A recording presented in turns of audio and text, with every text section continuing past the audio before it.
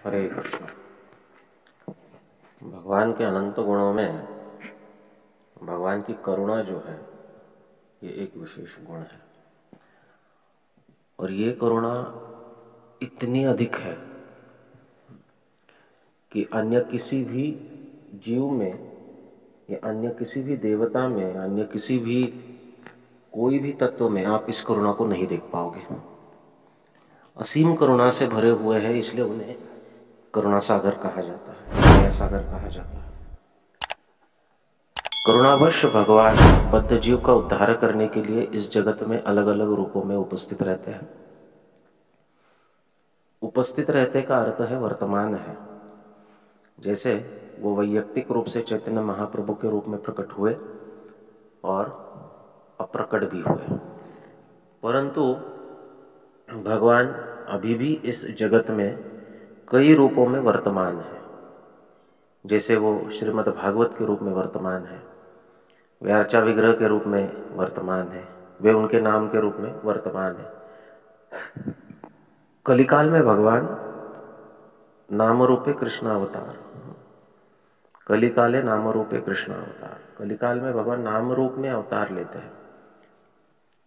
जब हम कहते हैं कि भगवान नाम रूप में अवतार लेते हैं का अर्थ क्या है कि अभिन्नत्व जो है नाम और नामी के बीच, ये इससे अधोरेखित होता है। भगवान और भगवान के बीच कोई भेद, भगवान और भगवान नाम के बीच कोई भेद नहीं है, तो भगवान नाम के रूप में अवस्थित रहते हैं।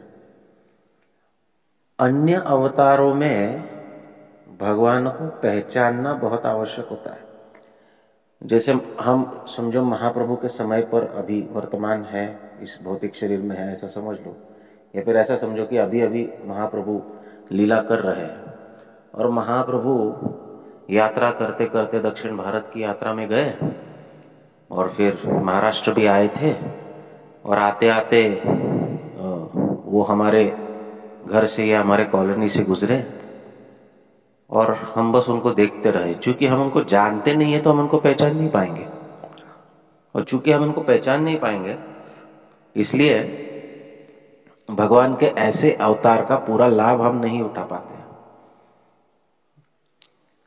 इसके विपरीत जो भगवान के अन्योन्य अवतार इस जगत में अभी वर्तमान है, जैसे श्रीमद् भागवत और भगवान का अर्चा विग्रह, ये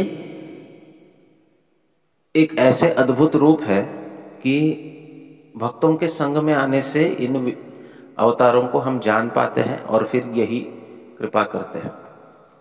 परंतु जरा सोचिए कि भगवान का जो नाम रूप का अवतार है उसके विषय में श्रीमद् भागवत कहता है कि यथागतम वीर्यतमम उपयुक्तम यदृच्छया अजानोतोपि आत्मगुणं कुर्यन् मंत्रोपि उदाहरितः। श्रीमद् भागवत में एक उदाहरण दिया गया है कि जिस प्रकार आप दवाई खाते हो, डॉक्टर के पास जाते हो, दवाई खाते हो, तो दवाई खाते समय उस दवाई के विषय, दवाई के आत्मगुण को आप देखते नहीं हो कि इसमें क्या क्या इंग्रेडिएंट्स है, कौन सा इंग्रेडिएंट किस परिस्थिति पर परिणाम करेगा, उसका क्या उपयोग है, ये सब हम नहीं देखते हैं। हम बस दवाई लेते हैं, और चूंकि डॉक्टर ने कहा है कि इतने बजे खाने के बाद या खाने के पहले, सुबह शाम दोपहर, जब भी कहा गया है उतना दवाई फोड़ते हैं, निकालते हैं और उसको खा देते हैं।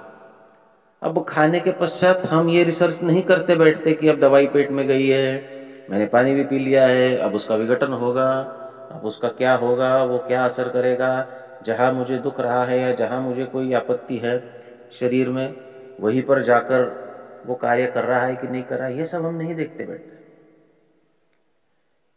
ये अपना काम, अच्छा दवाई लेकर हम कभी कभी सो भी जाते हैं, है ना, तो दवाई लेकर सोने पर भी दवाई अपना काम करते रहता है।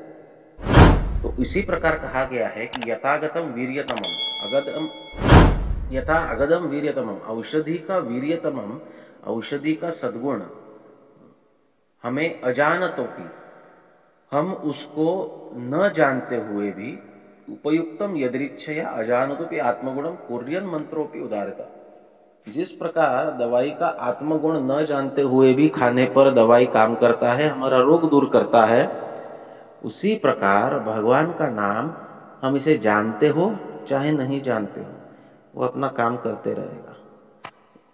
जरूरी नहीं है कि नाम तत्व को व्यक्ति पूरी तरह जाने और फिर नाम ले तो उसका हृदय शुद्ध होगा और पूरा वो भगवान नाम का साक्षात्कार कर पाएगा और फिर वही उसी अवस्था में नाम पूरी तरह कार्य करेगा। नहीं, ऐसा नहीं है।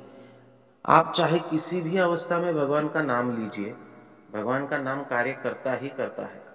अज्ञानात अथवा ज्ञानात उत्तम श्लोक नाम यत् संकीर्ततम अगम पुंसो ददेद एदो यथा नलः। तो कहा गया है कि आप ज्ञान में नाम लो, ज्ञान से नाम लो या अज्ञान से नाम लो। अज्ञान में भी अगर भगवान का नाम लेते हैं तो अघम पुंसो दधेत, हमारा जो पाप है उसको वो नष्ट कर देता है, जला देता है। कौन जला देता है? तो कहते हैं उत्तम श्लोक नामयत संकीर्ततम। भगवान उत्तम श्लोक का नाम अगर हम संकीर्तन करते हैं तो हमारे पाप नष्ट हो जाते हैं। कैसे?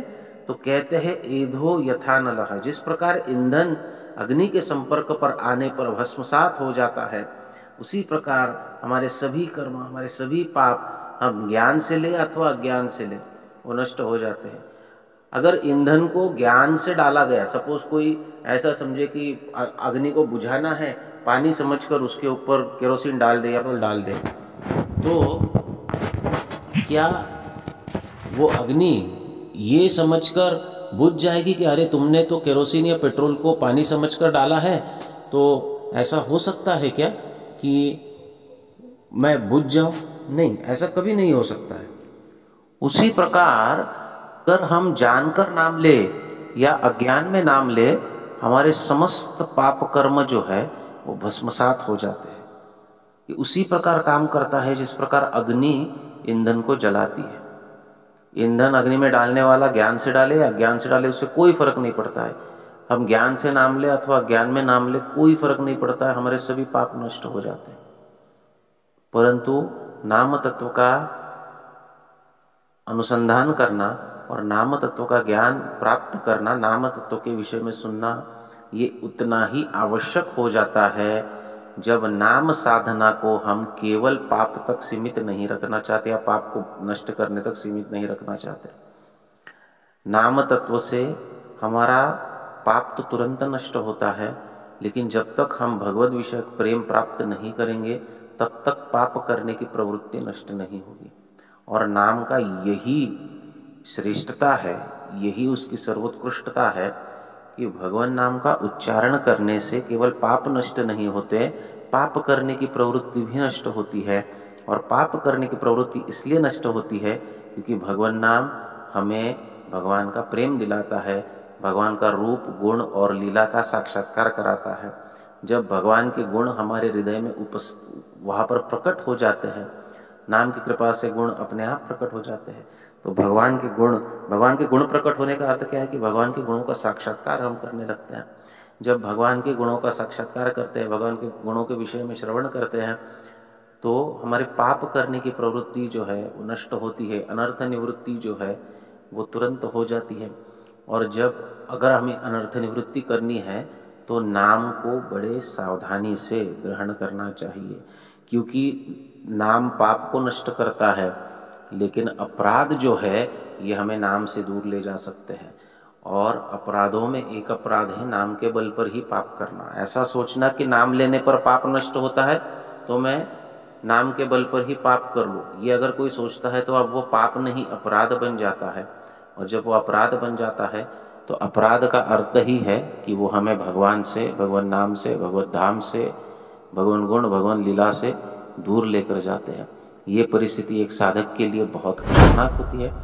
इसलिए नाम तत्व को नित्य रूप से सुनना, उसके विषय में जानना, उसके विषय में पढ़ना और उसका अनुसंधान करना, उसका पालन करना, ये बहुत आवश्यक है। तभी भगवान नाम हमें साक्षात्कार दिलाता है। हरे कृष्ण।